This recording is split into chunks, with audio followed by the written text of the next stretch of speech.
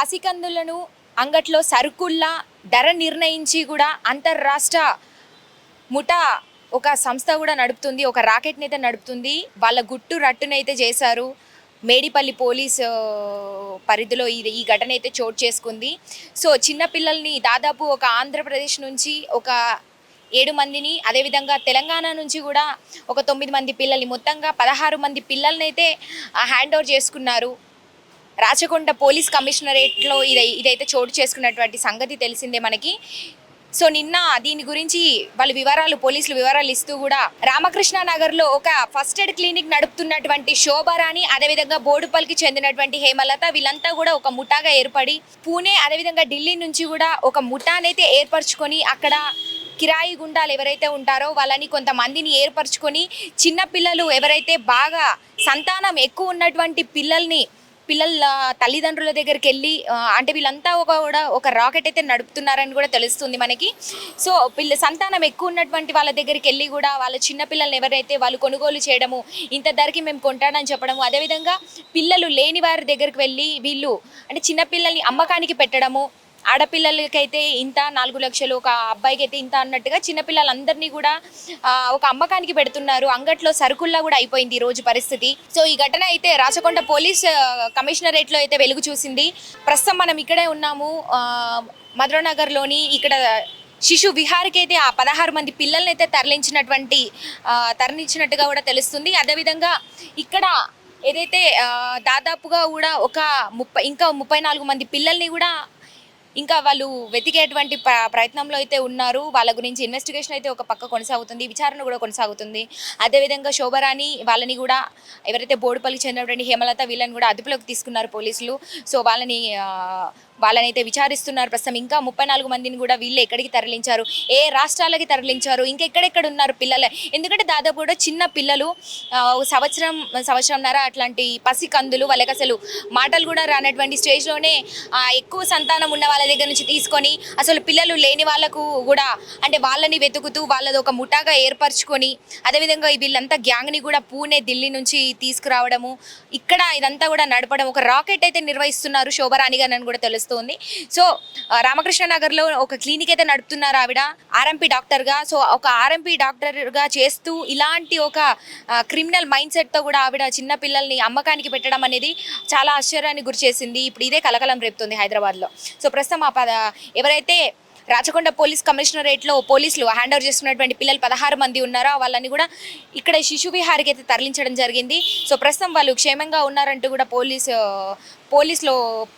పోలీసుల విచారణలో అయితే వెల్లడైంది. సో మనకైతే అనుమతి లేదు లోపలికి వెళ్ళడానికి, ఎందుకంటే వాళ్ళు చిన్నపిల్లలు కాబట్టి మనకి చూపించడానికి కూడా అసలు ఎవరికి కూడా పర్మిషన్ లేనటువంటి పరిస్థితి ఏర్పడింది ఇక్కడ. సో ప్రస్తుతం ఇక్కడ ఏదైతే కనిపిస్తుందో Durgabai Deshmukh government women's technical training institute అని ఉంది. దీని లోపలే మనకి ఈ రోడ్ లోపలే, ఈ వేలోనే మీ నక్క లోపలే చూసుకుంటే కనుక ఈ రోడ్ వేలోనే లోపల మనకి శిశు విహార్ అనేది ఉంది.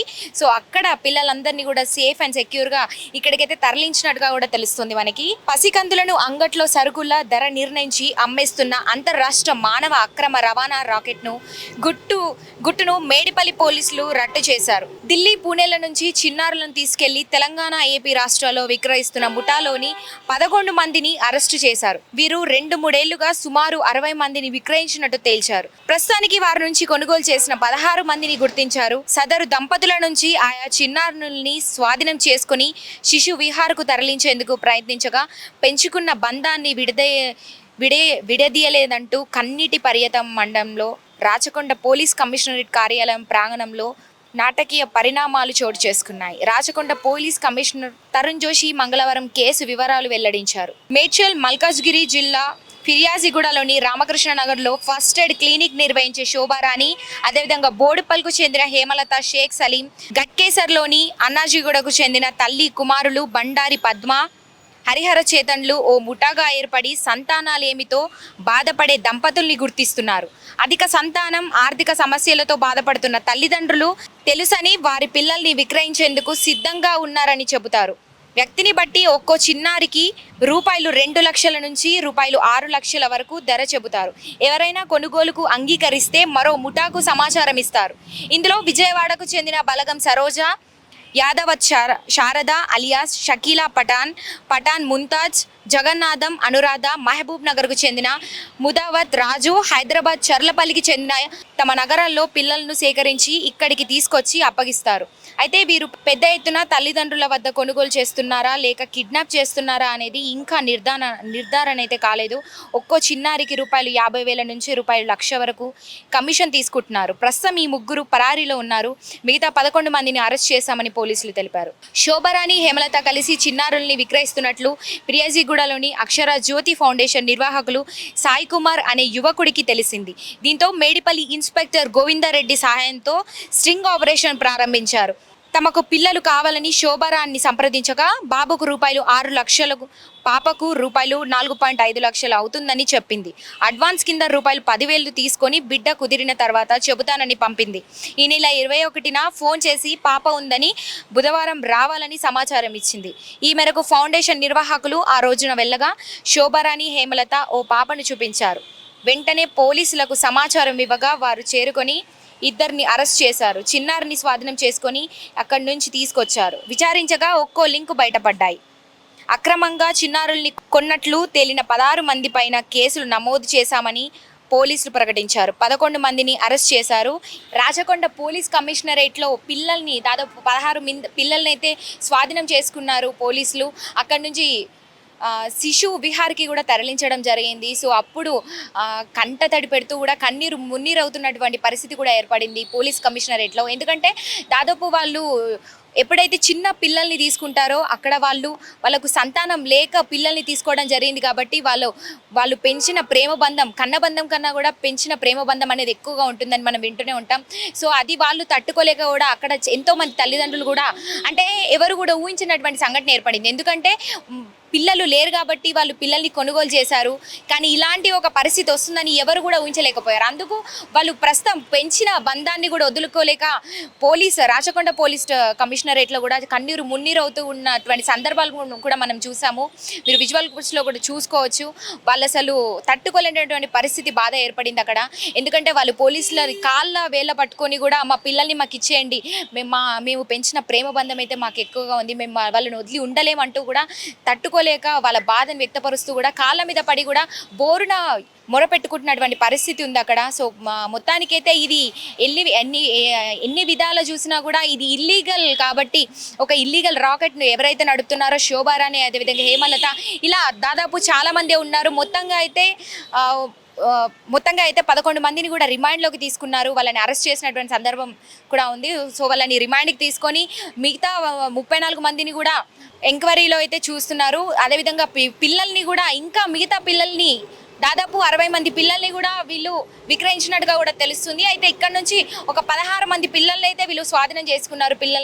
వాళ్ళని హ్యాండ్ ఓవర్ చేసుకొని అక్కడ నుంచి అయితే వాళ్ళని క్షేమంగా శిశు విహార్కి అయితే తరలించడం జరిగింది.